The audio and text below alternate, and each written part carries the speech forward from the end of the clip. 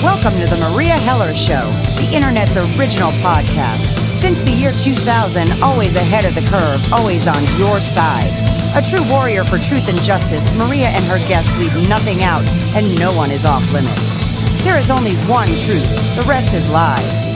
Sit back, enjoy the education with a true daughter of Mother Earth. Sharp New York wit, spiritual knowing, and a very dry sense of humor, Maria will dissect the news and lies to make it all palatable. Education is power. Maria delivers rapid-fire truth like no one else can. Here she is, the mouth that roars, the legendary Meria Heller. Good morning, world. Maria here, alive and kicking. Welcome to Stars Are Us with my co-host, astrologer Joseph Anthony. If you're not familiar with Joe's work, get over to planetswithin.com. And we're going to be talking about what to expect in the month of May. So, Mayday. Or will it be Mayflowers? Anyway, good morning, Joe. Good morning, Maria. Good morning. How you Mayflowers, doing? yeah. Well, hey, we went from spring to winter, back to today, spring, tomorrow, summer. So, Thank God I have all seasons clothes at a quick grab every morning. Oh, yeah. Well, the weather has continued to be very strange across the United States. I mean, I was reading somewhere where the Midwest at the end of April still had snow on the ground, you know. I know. Here in Sedona, the temperature dropped to about 40 degrees the other night. You know, it's freezing out. So, yeah, we have some strangeness going on in the weather. Right. I'm sure that'll continue. Well, you know, when I look at the weather and I look at what's going on, you know, today I saw a story where they said that some volcano in Hawaii might blow because it's been, you know, quaking, I guess, 25 times this month. And I think about, I'm sure you remember, Joe, when all the people in the New Age movement were so excited and couldn't wait for the earth changes. Do you remember that? Mm-hmm. Well, I say, well, here they are. How do you like it?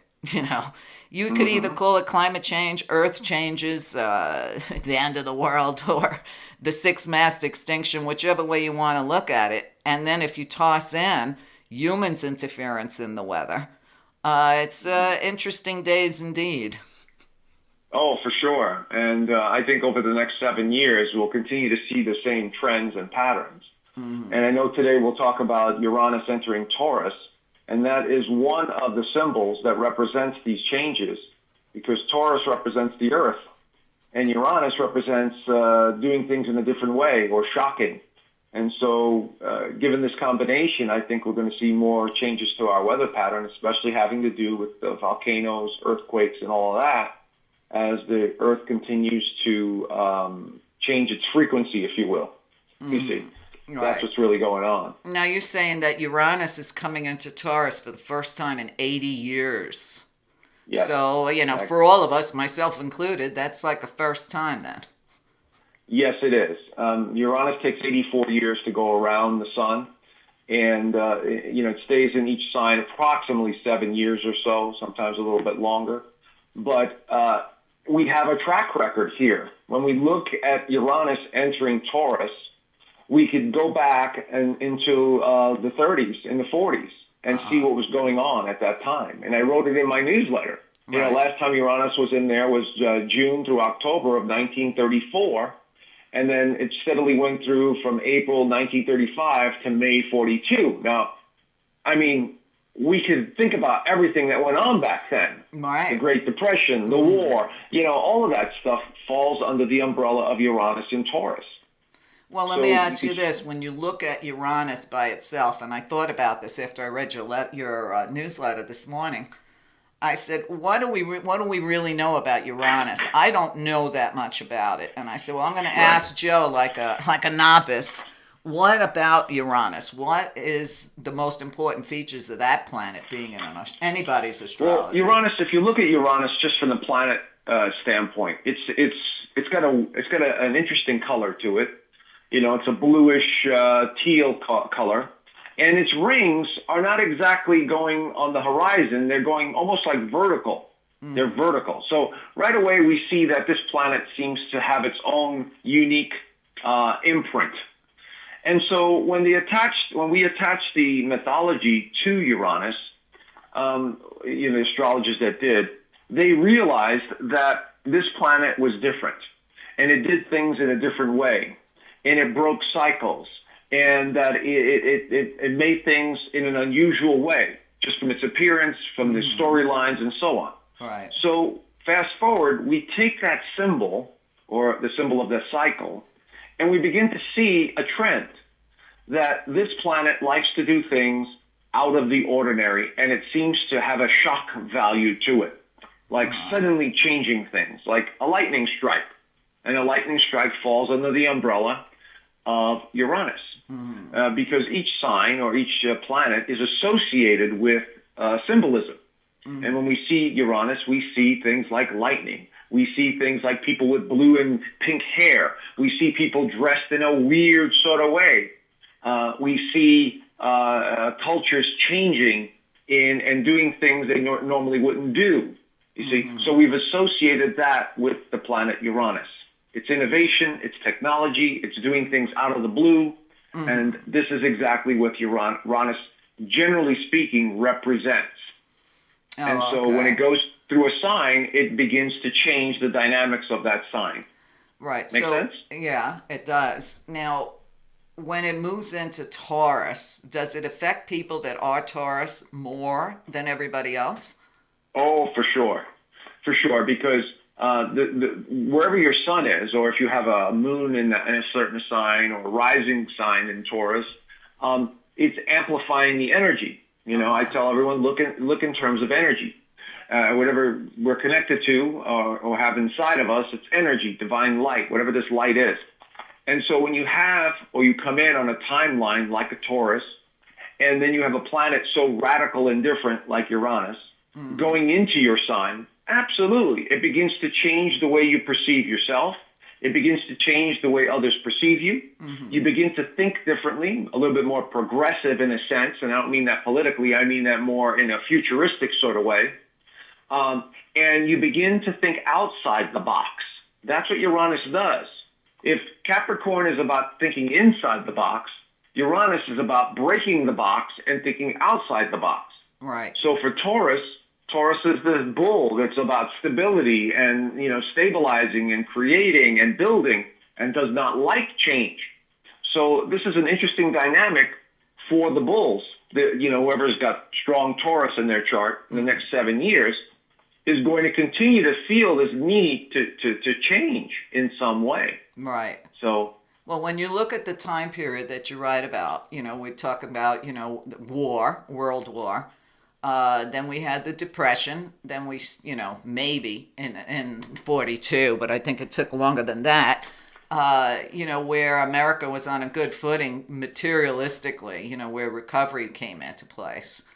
Right now, there's, drums of war everywhere. Israel wants war on Iran, Russia, North Korea, and you look at that, and then I thought about, this month was May Day on the 1st, and I mean millions of people all over the world were out protesting.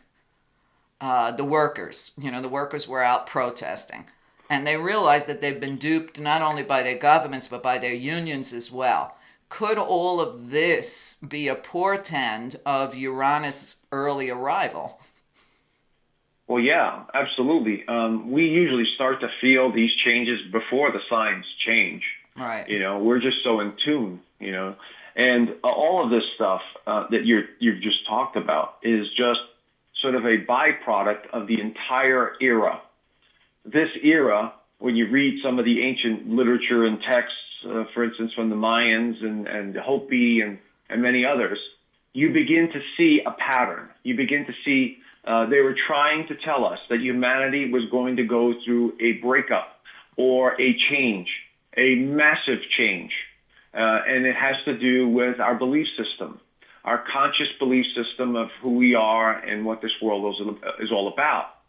And a lot of that, what you just described, is people awakening because of the internet, because of computers, and because of just feeling the need to change with that energy coming in from the galactic center to break free from restrictions. And Uranus is right there working its magic, because the last 7 years, Uranus was in the sign of Aries, which awoken the youth. It awoken this fiery, energy to break free from something. Right. And many people know that it's government in all forms, plus religions, who have been controlling this planet. Right. Absolutely. And those that are even smarter than that know it's the monetary system with the bankers and their politician puppets. Right. That have been, orchestrating all of this. So it's natural for them to want to break free from these cycles. Right. Well, back in the day, the years you were talking about, we were saved, in a way, by the New Deal, which, put Americans back to work, gave people a social safety net, et cetera, et cetera. But I can tell you, it just doesn't look like that can happen again now, because everything seems to be slipping away. Well, the only way you're going to save humanity, and I've thought about this long and hard, and I've had some conversations with some friends, how do you save humanity in this time frame? Because everything that we know is going to collapse at some point. Right. We cannot sustain continuing to pay people, on pensions and taking care of people with a monetary system that is really, a house of cards. Right. Corrupt from top to bottom. Right, exactly. So how do we do this? Now, my suggestion is, and I think this is what they're going to do, I don't know for sure, but I think the powers that shouldn't be, or the new powers that are coming in, are slowly implementing like cryptocurrencies and a new currency, a world currency that's more in line and more honest. In other words, being backed by something other than nothing. Mm-hmm. And they're going to slowly transition from one monetary system to another. Mm-hmm. Okay? I think that's what's going to happen over the next 7 years or so. It may happen faster. I don't know. But I think there's going to be a slow transition, and the old system will continue to die off as the technology advances, with the cryptocurrencies. There's going to be so many more cryptocurrencies. There's going to be competing currencies. And people are going to have to start paying attention to why this is important. It's not just money that you go to the store and you buy food and shelter. People have to start understanding that how money is made, its real value, and I'm going to have to start taking more of an interest in how the world really works from that perspective, because it's an exchange rate. It's an exchange of value. Right. Unfortunately, we're going to have the older generations that have no interest in technology and no interest in these changes slowly dying off.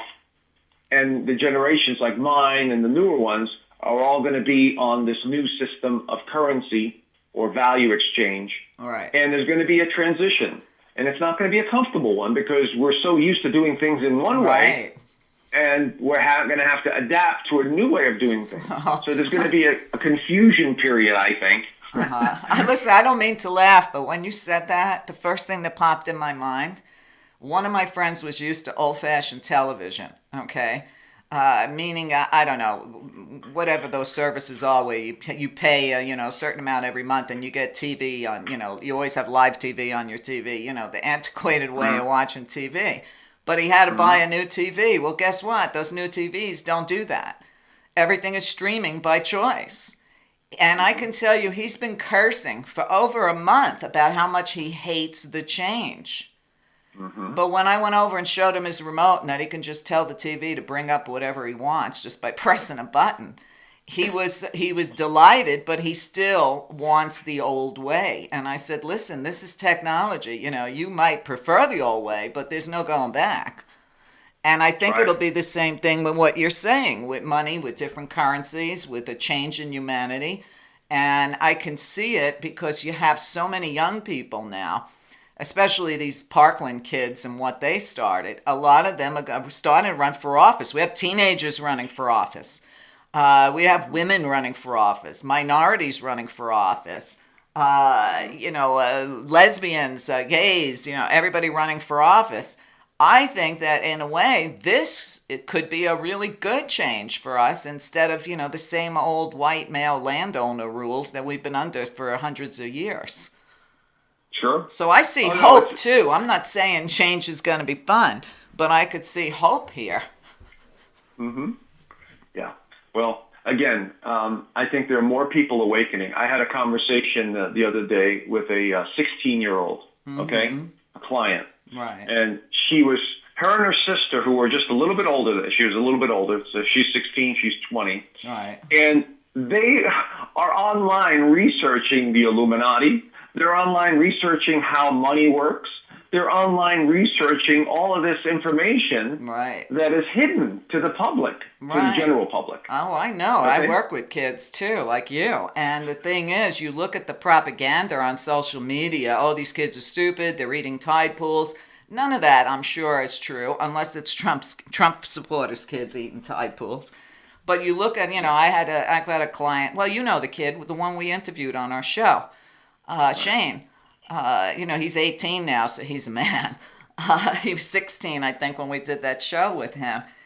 But Joe, he is a phenomenal human being. What he knows, I can actually have a peer conversation with this kid. Mm-hmm. So I know what you're saying, and I see it as the generation we've been waiting for our whole lives. Exactly, and not only that, they're very innovative. You show them a problem, and they'll try and find a solution because they're not being bogged down by old belief systems.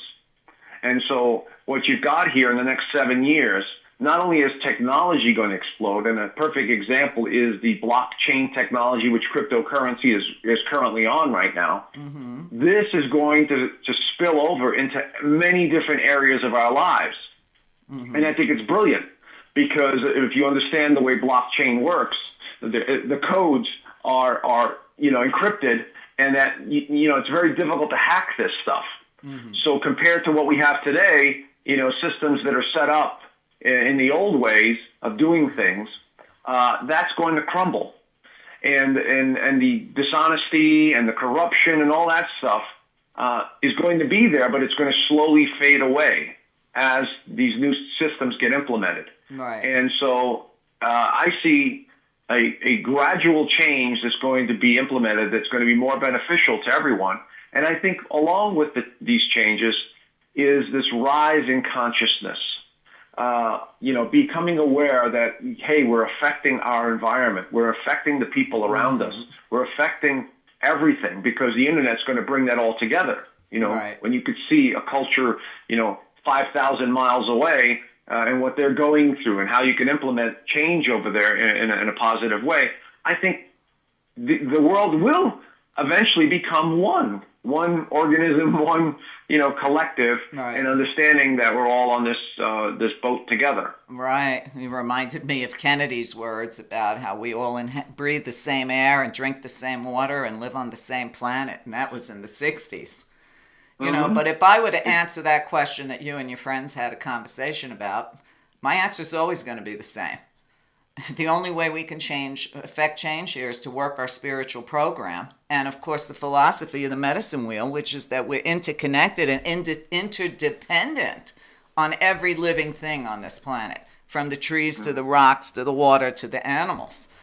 And I think that the separation that was taught by religion, that, we have dominion over the planet, we can do whatever we want to it, well, that's backfiring. But I did have a hopeful story. I believe it was the children in Florida, from 10 to 18 years old, Joe, 10-year-old kids, that are suing the governor of Florida because of his non-position on climate change. Mm-hmm. I mean, when you were 10 years old, I don't know about you, Joe, but when I was 10 years old, I wasn't worried about such things. Right. I was worried about getting out of the school playground without getting a beating. Mm-hmm. That was my biggest concern at 10. So, this is a phenomenal generation, and I'm tired of people ripping them to shreds. Okay, now we just did the Uranus into Taurus for 7 years, but then your newsletter says that it starts to retrograde into Aries until next March. And then it comes back to Taurus until 2026. Yeah, all the outer planets, because they take so long to move, to circle. So now when you're saying it's going to retrograde back into Aries, listen, I'm only a novice at this stuff compared to you, Joe. But you just told me Uranus is shock and change and all this good stuff, right? But Aries could be very destructive. Well, yeah, just look at what the last 7 years has brought. You know, a lot of the protests, a lot of the kids rioting, that's all under Aries. Aries is about the self. So Uranus has been asking us to change the way we view ourselves. And a lot of this has to do with this sort of awakening that's occurring. You know, the information, the understanding of how the system works, how we give our power away. All of that stuff falls under Uranus and Aries. Right. Now right. Go ahead. But you also talk about, and you know, in my mind, it's always in a million places, Joe, and I'm so happy you can keep up with me sometimes.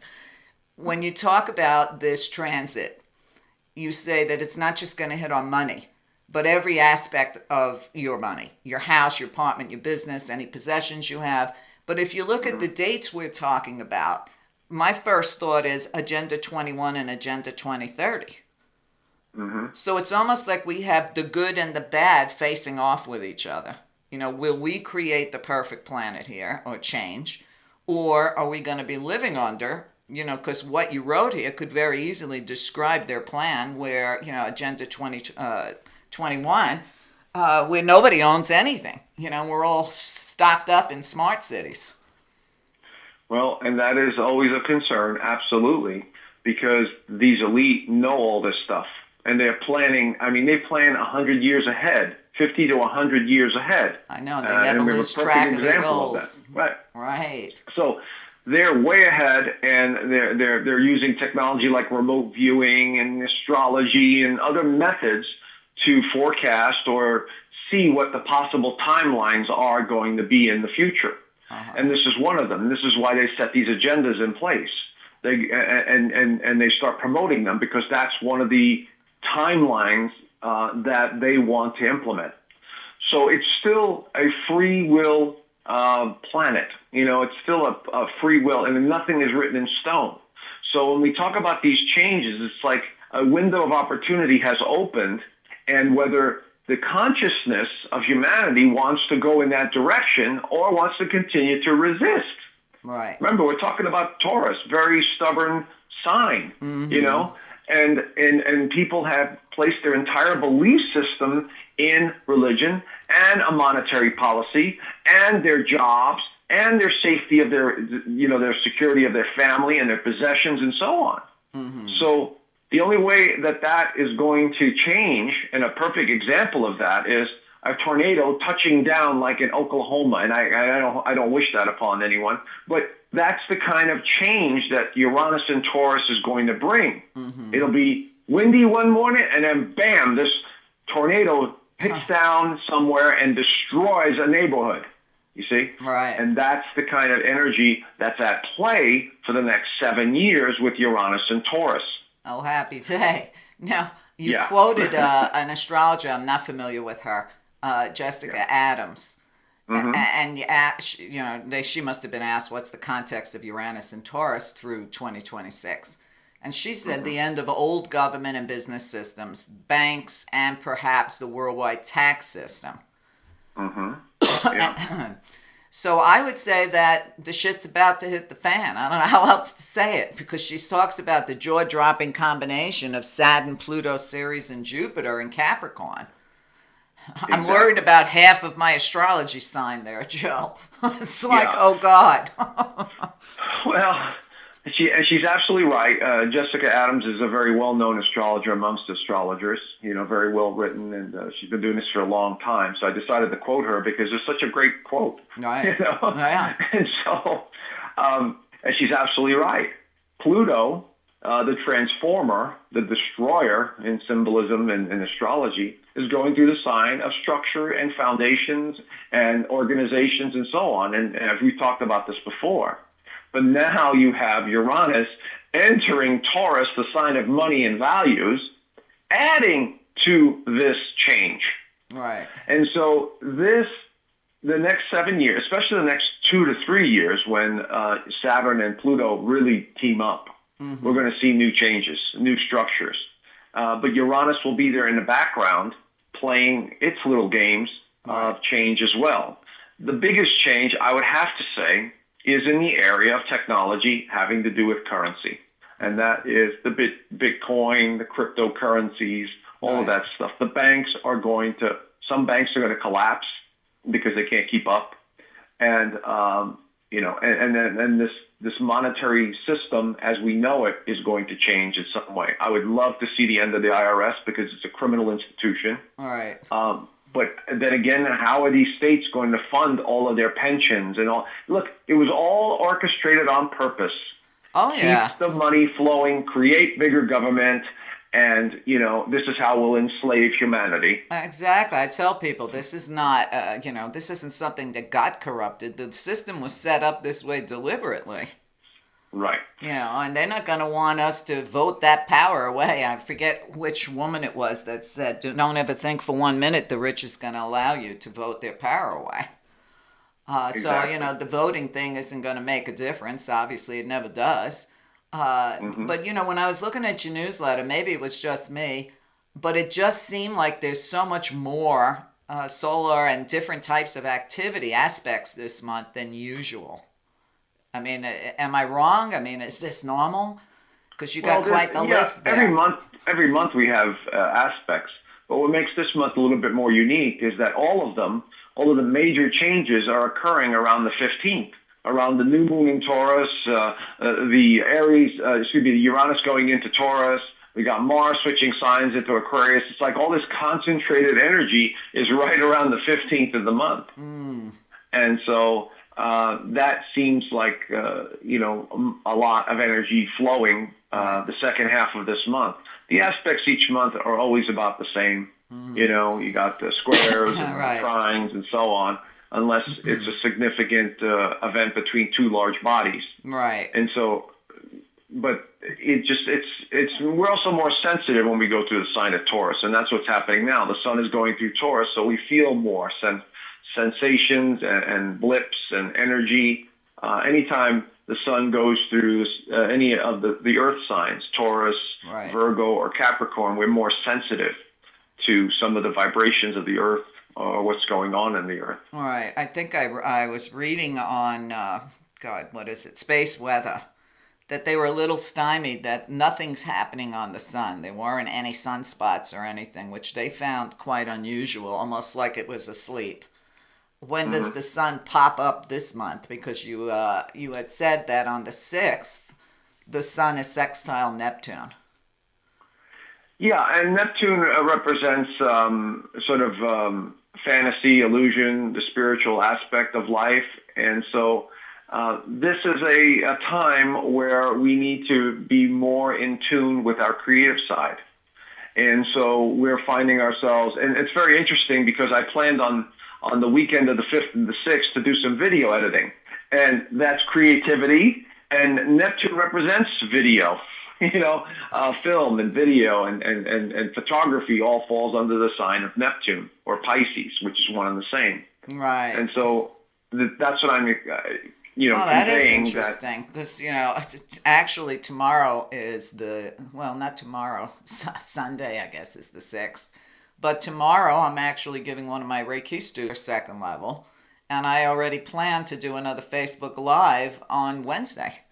And to me, that's all creativity mixed in with spirituality. Where does spirituality fit in this month?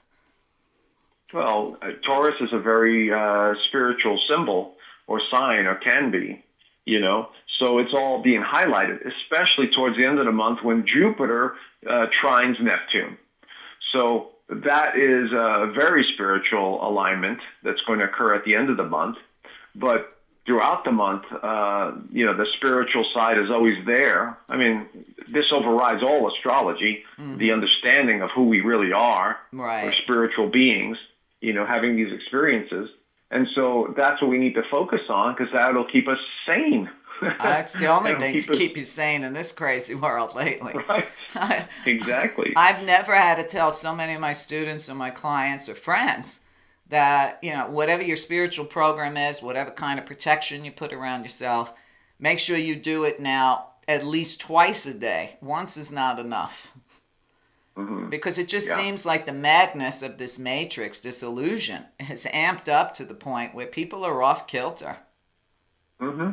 You know, Absolutely. I mean, it just doesn't seem to me like anybody has normal reactions to anything anymore. You know? No, exactly. So Well, it's kind of crazy. oh, yeah.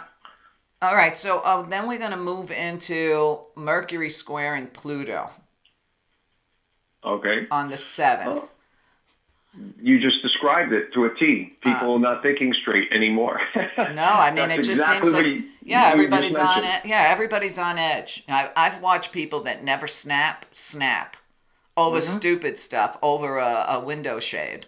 Okay. And I'm like, oh my God, you're going to go crazy like this because of your window shade? So maybe it's a good time to lay low. Yes, and I talked about that, about being, when we go through Taurus, it's a time to get back to the basics. And so this month, get out in the nature, get your hands wet, maybe get your hands dirty, maybe in a little garden or something, plant some seeds or whatever. But do things that connect you back to the earth, and you'll feel a little bit more grounded, a little more stable. Oh, yeah, And so, absolutely. Sometimes maybe you need to just take your shoes off and put your feet in the dirt to actually ground yourself and just pretend you're a tree. Joe, we need to take a short break. When we get back, I want to talk about what happens on the 20th when the sun enters Gemini. So stay with us. Joe and I will be right back. Hi, this is Maria Heller. If you're enjoying this show, please consider listening to the rest of it, along with hundreds of other hours of education, by a small subscription on my site. Get over to meria.net, meria.net. You are the only thing that supports this show. There's no corporate control, and there's plenty of education on site. So please consider either a subscription or a donation to keep the work going. There are too many alternative voices out there that are being silenced because of lack of support. So if you don't want MSM to be the only mind-controlling news out there, please consider supporting the people that support you and help us all save something for the future for our children. Thank you so much.